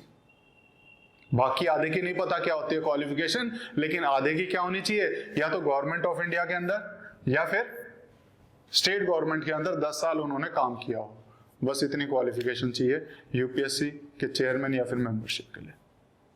क्लियर है? इतनी चीजें पता रहेंगी। क्वालिफिकेशन क्या होती है? तो आपने देखा किसी की कोई क्वालिफिकेशन मेंशन नहीं है। यूपीएससी में सिर्फ एक चीज मेंशन है कि half of the member should have experience under government of India और स्टेट गवर्नमेंट फॉर 10 ईयर्स। 10 साल का एक्सपीरियंस होना चाहिए उन्हें, वो भी सिर्फ हाफ का पता नहीं है। ठीक है, ये चीजें क्लियर है। अब कितने साल के लिए आते हैं? इनकी टर्म्स और कंडीशन और सर्विस, टर्म्स एंड कंडीशन क्या होती हैं, कंडीशन ऑफ सर्विस क्या होती हैं, वो क्या क्या है वो भी देख लेते हैं। सबसे पहली चीज, जब भी आप कोई कॉन्स्टिट्यूशनल बॉडी देखो, जब भी आप कोई कॉन्स्टिट्यूशनल बॉडी देखो और यूनियन लेवल पे देखो, तो उसकी एज तो आपको 99% केसेस में या ज्यादातर केसेस में क्या मिलेगी? या तो 65 साल तक रह सकता है या 6 साल पूरे करेगा। ज्यादातर केसेस में, मैंने बोला हमेशा ऐसा नहीं है, जहां चेंज होगा आपको बताऊंगा मैं। ज्यादातर केसेस में क्या है कि 65 ईयर्स और 6 ईयर्स, जो भी पहले हो जाए, या तो 65 साल का पहले हो जाए या उसके 6 साल पहले खत्म हो जाए। मान लो किसी की 61 ईयर की एज में किसी को अपॉइंट किया जाता है, तो कितने साल तक रहेगा? सिर्फ 4 साल ही रह पाएगा, क्योंकि उसकी 65 हो जाएगी पहले। मान लो किसी को 56 साल की एज में अपॉइंट किया जाता है, तो वो क्या करेगा? वो पूरे 6 साल काट लेगा 62 ईयर्स तक, फिर भी उसके 65 नहीं होंगे, है ना? तो 62 ईयर्स में उसको रिटायरमेंट दे देंगे कि नहीं तुम्हारे 6 साल पूरे हो गए। तो दोनों में से कोई भी पहले हो जाए, 65 या 6 ईयर। जब स्टेट की बारी आती है, तो ये 6 ईयर तो सेम है, लेकिन यहां पे 65 को घटा के 62 कर दिया है, 65 को घटा के 62 ईयर किया हुआ। क्लियर है इतना? अब देख लेते हैं इसको। इलेक्शन कमीशन ऑफ इंडिया कितने साल के लिए रहेगा? या तो 65 साल के लिए हो जाए या 6 साल। क्लियर है? ऐसे ही कैग 65 साल या फिर 6 साल। ऐसे ही यूपीएससी 65 और 6। स्टेट में क्या बताया था? 62 ईयर्स या फिर 6 ईयर। क्लियर है इतना? ये चीज क्लियर है। अब उसके बाद कंडीशन ऑफ सर्विस की बात करते हैं।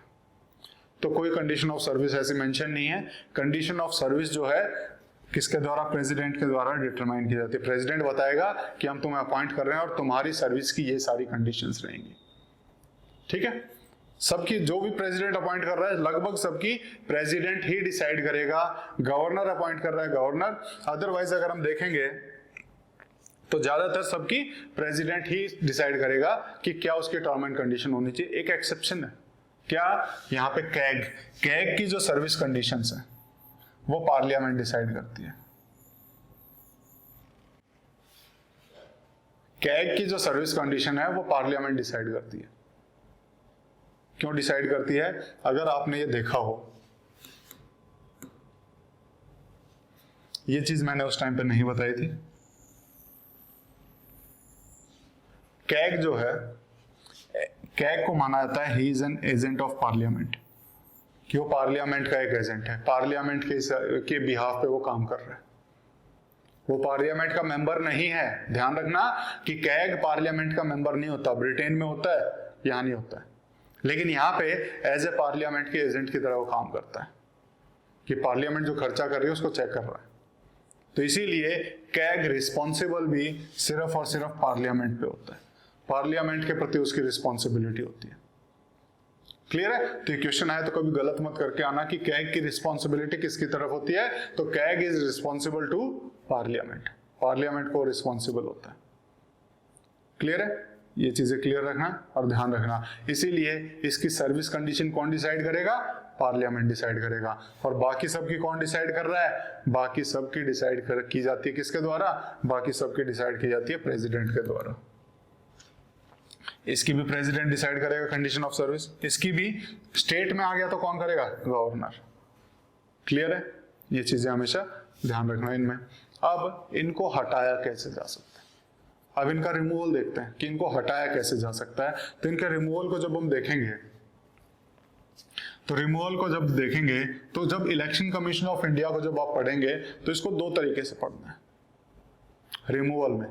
क्या? एक तो चीफ इलेक्शन कमिश्नर, एक तो हम देखेंगे चीफ इलेक्शन कमिश्नर, और दूसरा हम देखेंगे कि बाकी के मेंबर्स, यानी कि बाकी के जो दो इलेक्शन कमिश्नर हैं, कैसे हटाया जाएगा। तो एक चीज हमेशा ध्यान रखना, जब भी आप कंफ्यूजन में हो तो लॉजिक से सोचना। आपको पॉलिटी में जब भी आप कहीं पे भी कंफ्यूजन में आओ तो आपको थोड़ा सा लॉजिक अप्लाई करना, और आप क्वेश्चन गलत करके आओगे नहीं। अगर आपने लॉजिक अप्लाई कर लिया तो आप क्वेश्चन गलत करके आओगे नहीं। ठीक है? अब मेरे को एक बात बताओ कि पार्लियामेंट के ऊपर चेक कौन कौन रखता है? पार्लियामेंट के ऊपर चेक कौन कौन रखता है? अब एक बात बताइए, इलेक्शन कमीशन ऑफ इंडिया का काम क्या है?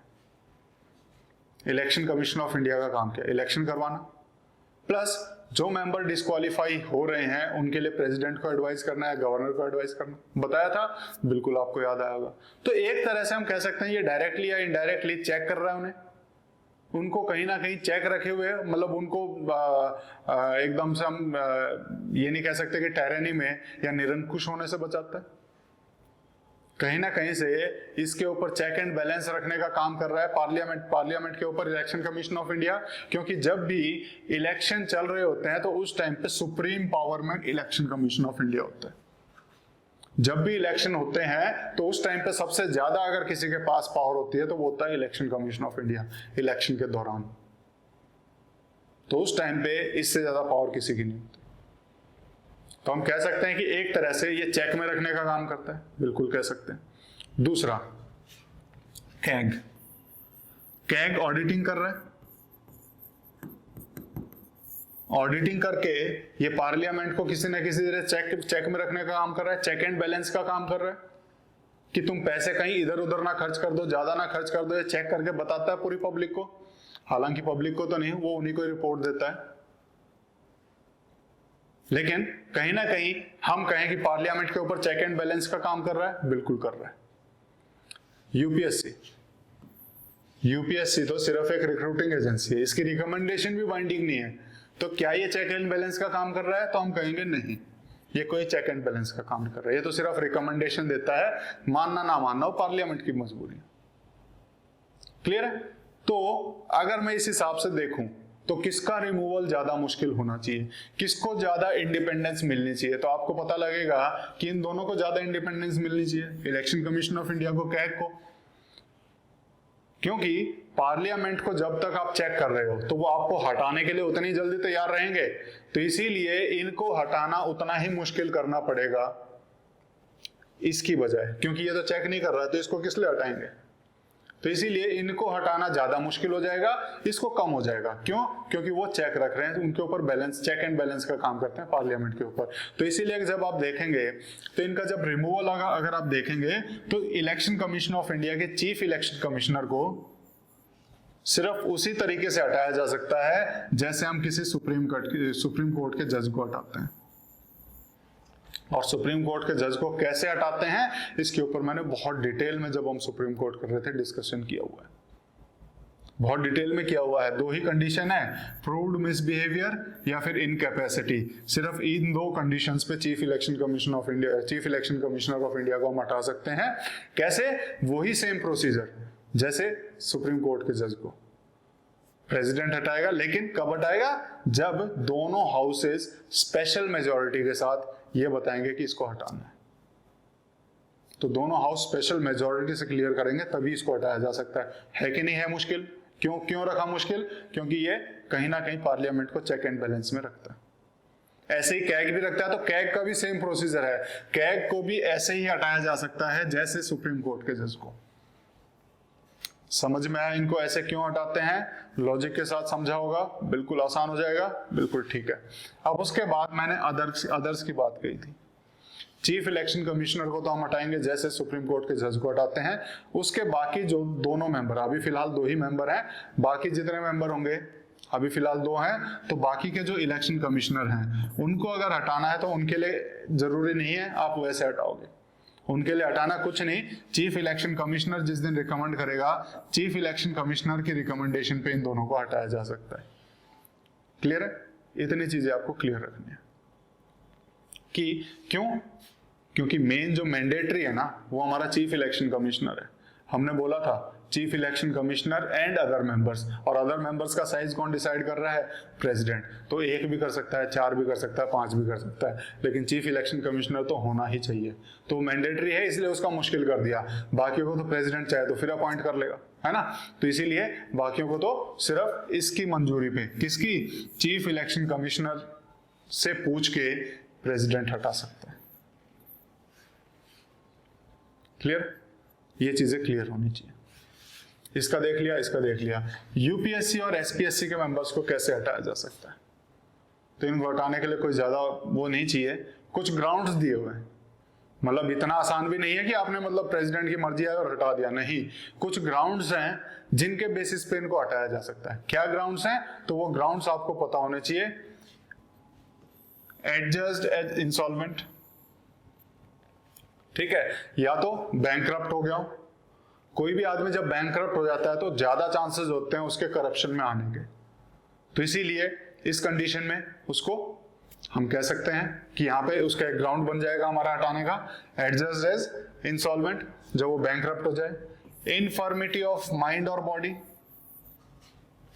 माइंड या बॉडी में अगर कोई इन्फॉर्मिटी आती है, कोई भी दोष आता है, कोई भी दिक्कत आती है, तब उसे हटा सकते हैं। दिक्कत मतलब ऐसा नहीं छोटा मोटा बुखार आया और हटा दिया, नहीं, ठीक है। ऐसी कंडीशन पहुंच जाए कि वो इसके मेंबर की तरह काम ना कर पाए, ठीक है, तो उस केस में इसको हटा सकते हैं।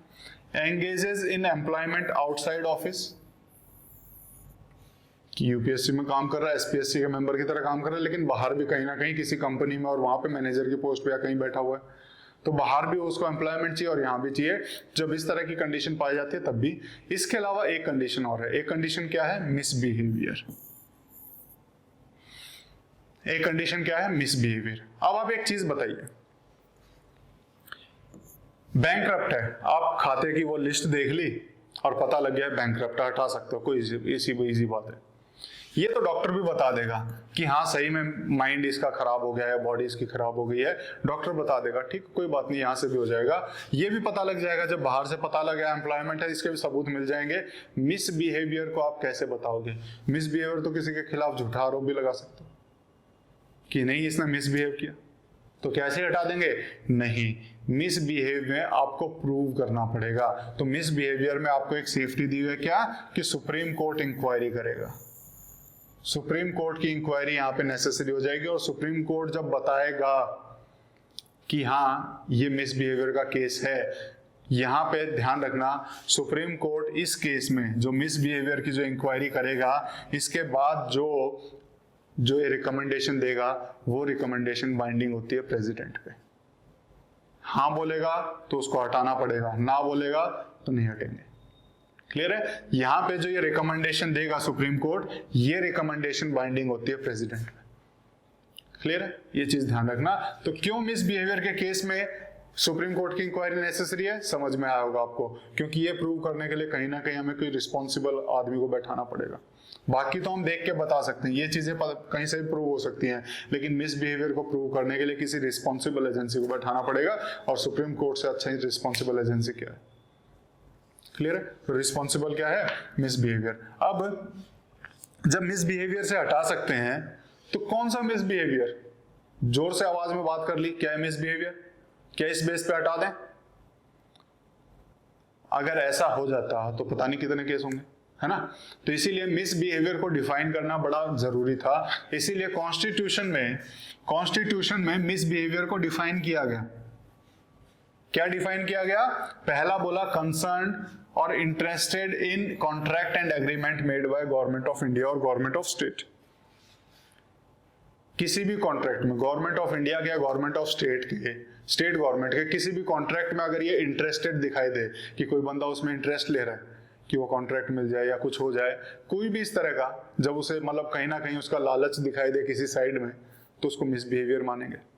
दूसरा केस है participates in any way in profit of such contract agreement और any benefit from otherwise than a member.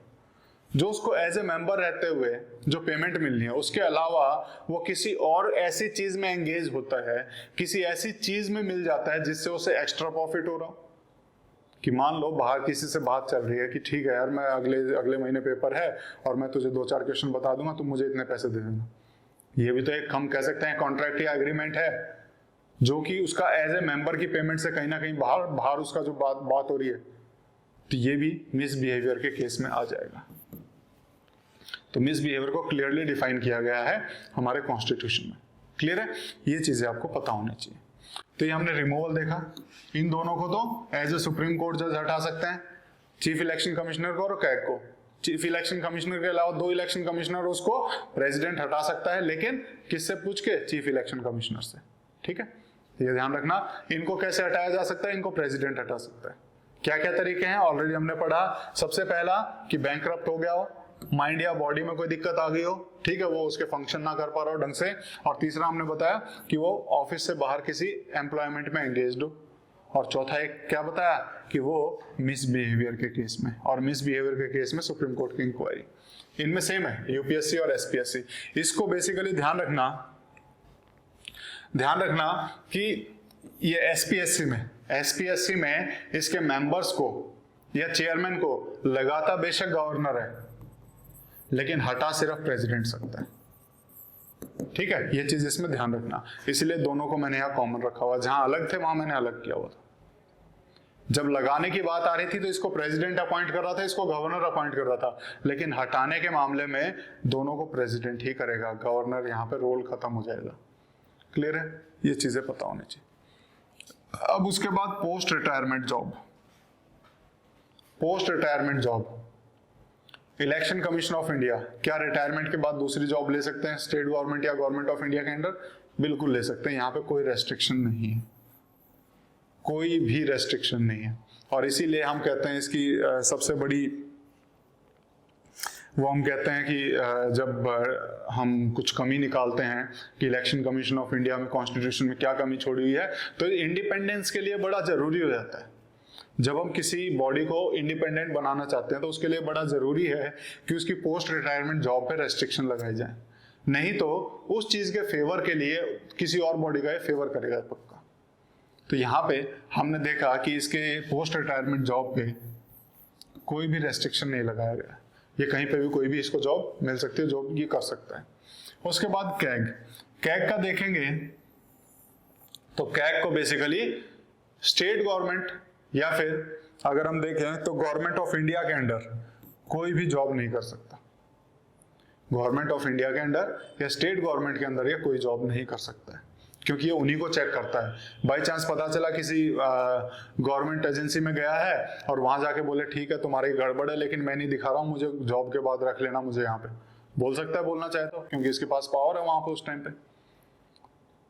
तो इस फेवर के लिए अगर ये पहले ही बुलवा ले तब, तो इसीलिए वैसा फेवर ये ना चाहे किसी से, तो इसलिए बोला गया है कि किसी भी गवर्नमेंट जॉब में स्टेट गवर्नमेंट के या गवर्नमेंट ऑफ इंडिया के अंडर इसे नहीं रखा जा सकता रिटायरमेंट के बाद। क्लियर है? अभी कुछ दिन पहले किसी एक कैग को गवर्नर लगाया गया था, किसी एक कैग को क्या अपॉइंट किया गया, गवर्नर अपॉइंट किया गया।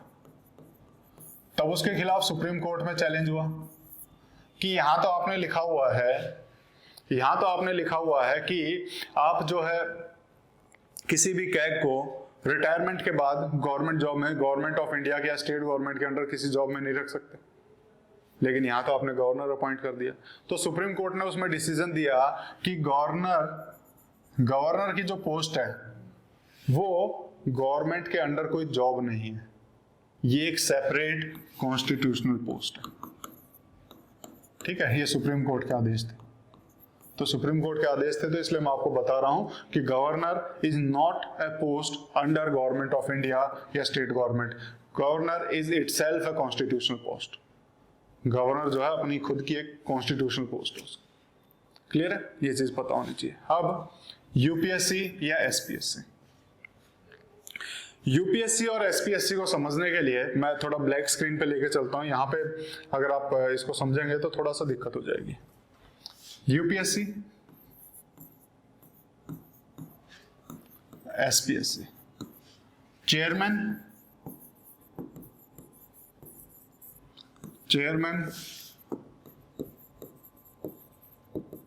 और मेंबर,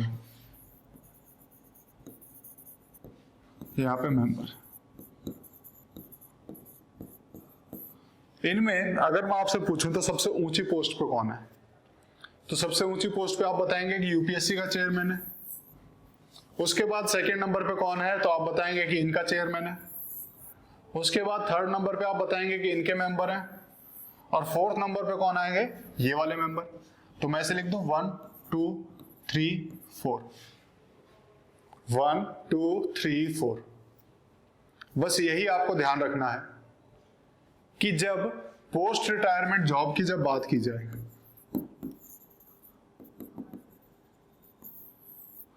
पोस्ट रिटायरमेंट जॉब की जब बात की जाए तो ये सिर्फ अपने ही यूपीएससी में या एसपीएससी में ऊपर जा सकते हैं। ठीक है, मतलब सिर्फ यूपीएससी और एसपीएससी में आपस भी ऊपर जा सकते हैं, इसके बाहर कहीं जॉब नहीं कर सकते। यानी कि आउटसाइड, इस चीज को ध्यान रखना, आउटसाइड यूपीएससी और एसपीएससी जॉब नॉट पॉसिबल।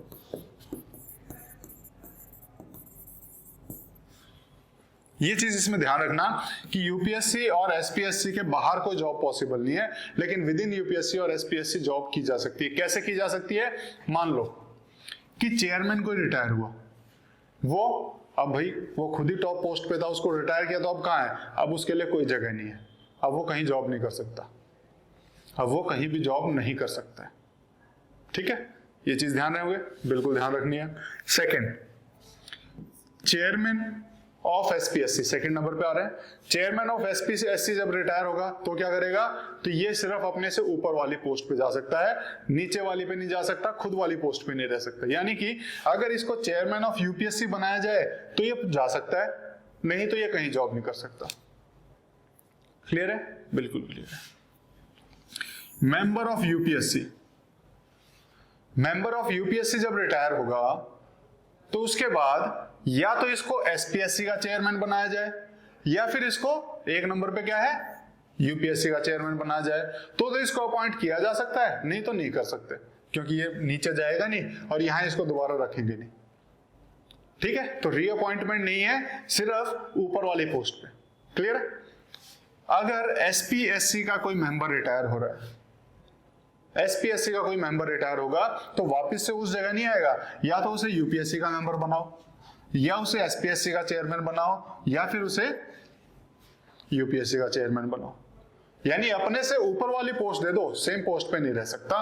तो ये आपको अगर हायरार्की याद है कि कैसे कैसे चलते हैं, 1 नंबर 2 3 4, तो आपके लिए इजी हो जाएगा कि कौन कहाँ वो एम्प्लॉय किया जा सकता है।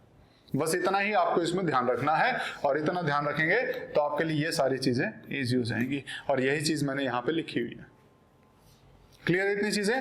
तो इतनी चीजें क्लियर हैं। अब उसके बाद मैंने एक चीज छोड़ी है यहाँ पे, क्या कि एक चीज होती है जॉइंट पब्लिक सर्विस कमीशन। क्या होती है?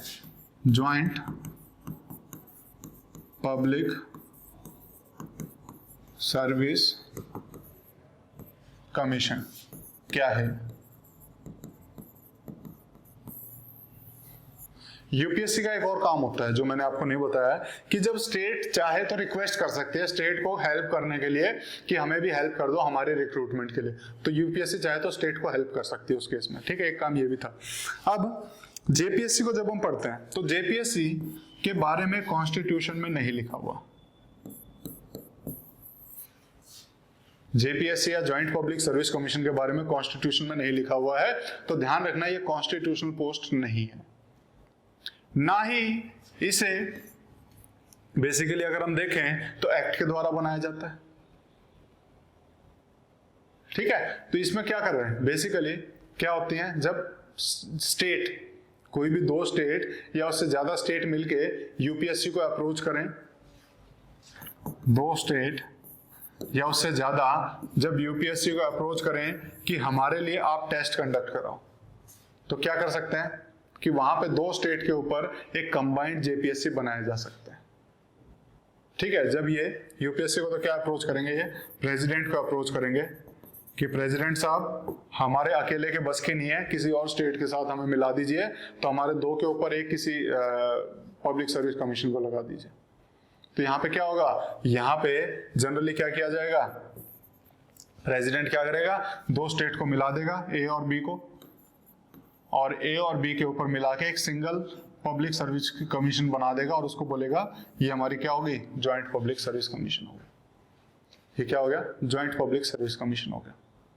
ठीक है, अब ये कॉन्स्टिट्यूशन में नहीं लिखा हुआ, लेकिन 2 स्टेट की सहूलियत के लिए हम एक जॉइंट बना सकते हैं। जैसे फॉर एग्जांपल अगर हम देखें तो हरियाणा और पंजाब जब दोनों अलग अलग हुए थे, उस टाइम पे कुछ टाइम तक इन्होंने अपनी अलग अलग नहीं बनाई थी स्टेट पब्लिक सर्विस कमीशन, तो तब तक दोनों की एक जॉइंट पब्लिक सर्विस कमीशन रही थी। ठीक है, तो ऐसे केस में जब उनकी खुद की नहीं है तो किसी स्टेट के साथ जोड़ के एक जॉइंट पब्लिक सर्विस कमीशन बनाई जा सकती है।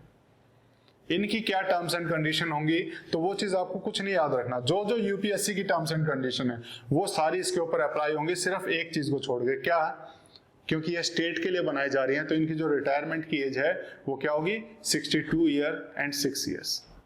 उसके अलावा सारी कंडीशन जो यूपीएससी की होती हैं, अपॉइंट प्रेसिडेंट करेगा, अपॉइंट प्रेसिडेंट करेगा, रिमूव प्रेसिडेंट करेगा, जो सारी कंडीशन है वो सारी यूपीएससी वाले अप्लाई होंगी इसके ऊपर,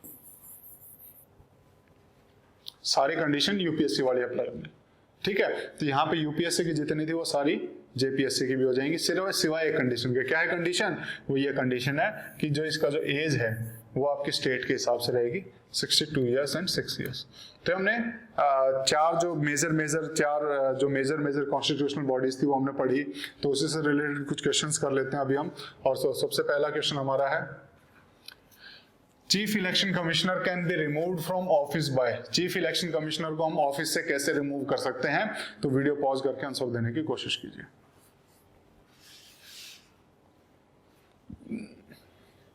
बिल्कुल, इसको तो आपने सबसे इजीली आपने कर लिया होगा कि चीफ इलेक्शन कमिश्नर किसी ना किसी तरीके से पार्लियामेंट के ऊपर चेक एंड बैलेंसेस बनाने का काम करता है, तो उसको उसी तरीके से करेंगे। यानी कि बहुत मुश्किल तरीका क्या है, जैसे हम सुप्रीम कोर्ट के जज को रिमूव करते हैं, तो same procedure which applies in case of removal of supreme court जज। बिल्कुल सही है, तो ये आपका सही आंसर हो जाएगा। Next, lower age limit of voters of union and state legislature was reduced from 21 year to 18 years by।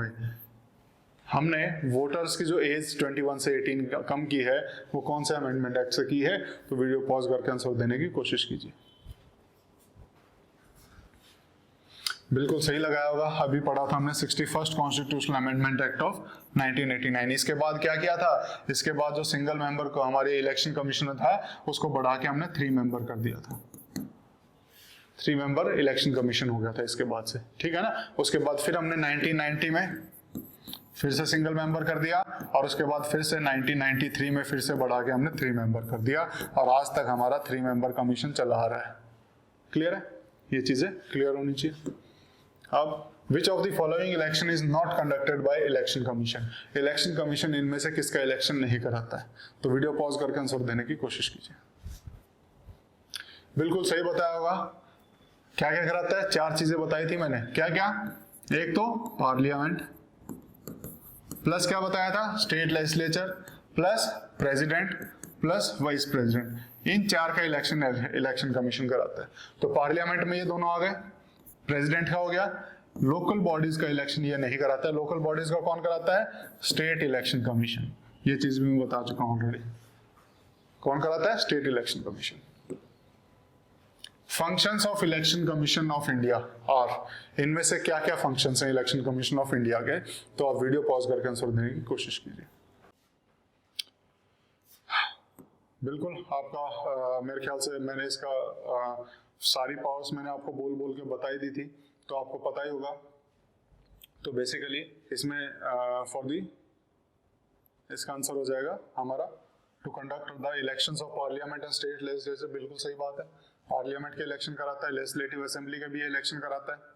To conduct elections for the post of president and vice president, बिल्कुल सही बात है। प्रेसिडेंट और vice president दोनों के election कराता है। To recommend for president's rule in case of state not in condition to hold conduct, ये रिकमेंड करता है, लेकिन कब करता है? जब 1 साल पूरे हो चुके होते हैं। 1 साल जब प्रेसिडेंट रूल के पूरे हो जाते हैं उसके बाद इससे रिकमेंडेशन मांगा जाता है कि जहां पे ये आपका ये चल रहा है, क्या कहते हैं, प्रेसिडेंट रूल, यहाँ पे इलेक्शन कराए जा सकते हैं, नहीं कराए जा सकते। और बेसिकली अगर आप देखोगे तो ये बेसिकली नेशनल इमरजेंसी में हम ज़्यादा करते हैं, तो ये हमारा नहीं आएगा यहाँ पे आंसर। और इसके बाद क्या आ जाएगा? ये तो मैंने ऑलरेडी आपको रटवाया था, superintendence direction and control of the work of preparing electoral process या फिर इलेक्टोरल लिस्ट। तो प्रोसेस में भी हमारा इसी का ही रहेगा। तो हमारा 1, 2 और 4 इसका सही रहेगा। बिल्कुल सही है इसका। यहाँ पे हम नेशनल इमरजेंसी करेंगे तो ये सही हो जाएगा। ठीक है, तो इतनी चीजें क्लियर होनी चाहिए। विच अगर आपको इमरजेंसी का नहीं देखा है तो इमरजेंसी वाला वीडियो देख लीजिए, आपको वो चीज क्लियर हो जाएगी। Which of the following is not true about controller and auditor general of India? तो इसमें से आपको बताना है कि इनमें से क्या ट्रू नहीं है। तो वीडियो पॉज करके आंसर देने की कोशिश कीजिए।